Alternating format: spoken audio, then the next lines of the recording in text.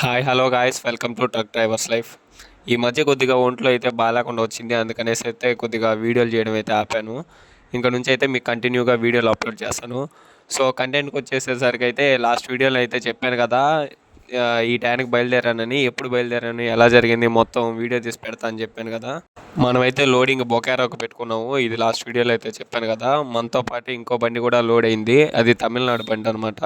అది వచ్చేసేసి మనతో పాటే జార్ఖండ్ మన టాటా దాకా అయితే వస్తుంది, జంషెద్పూర్ దగ్గర వస్తుంది అనమాట. ఇద్దరం కలిసి అయితే బయలుదేరాము.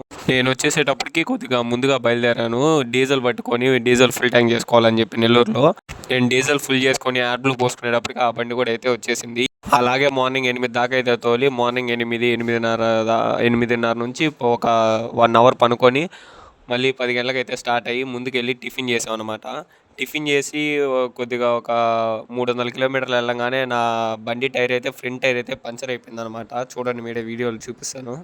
సో పంచర్ అయిపోయేటప్పటికైతే ఇద్దరం కలిసి, ఆ బండి మేము ఇద్దరం కలిసిపోతున్నాం కదా, ఆ బండి అయితే 5 కిలోమీటర్ల ముందు ఉన్నిందనమాట.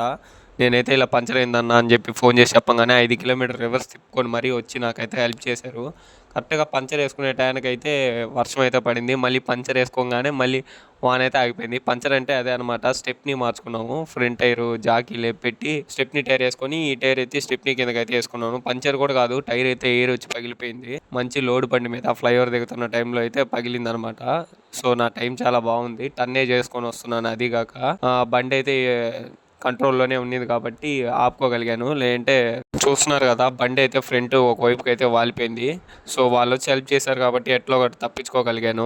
లేదంటే చాలా ఇబ్బంది పడాల్సి వచ్చి ఉండేది నేను. అదిగాక టైమింగ్ లోడు పచ్చరు కదా. సో ఆ విధంగా అయితే వాళ్ళు హెల్ప్ చేసిన తర్వాత స్టెప్ని అయితే మార్చుకొని కొద్దిగా ముందుకైతే వెళ్ళి మళ్ళీ ఆపుకొని టీ తాగేసి కూల్ డ్రింక్స్ తాగేసి అయితే బయలుదేరాము. అప్పటిదాకా మేము ఏం కూడా తెలియలేదు అనమాట. అప్పుడు టైం అయితే 3 ఆ టైం అవుతా ఉన్నింది. తీరా వెళ్ళేటప్పటికి ఇచ్చాపురం బార్డర్లో అయితే ఒక దగ్గర ఆగి టిఫిన్ అయితే తినేసి బయలుదేరాం అనమాట. సో ఏదైనప్పటికీ వాళ్ళు హెల్ప్ చేసిన దానివల్ల నేను బయటపడగలిగాను.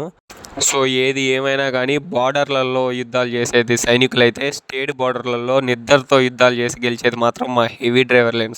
జై డ్రైవర్.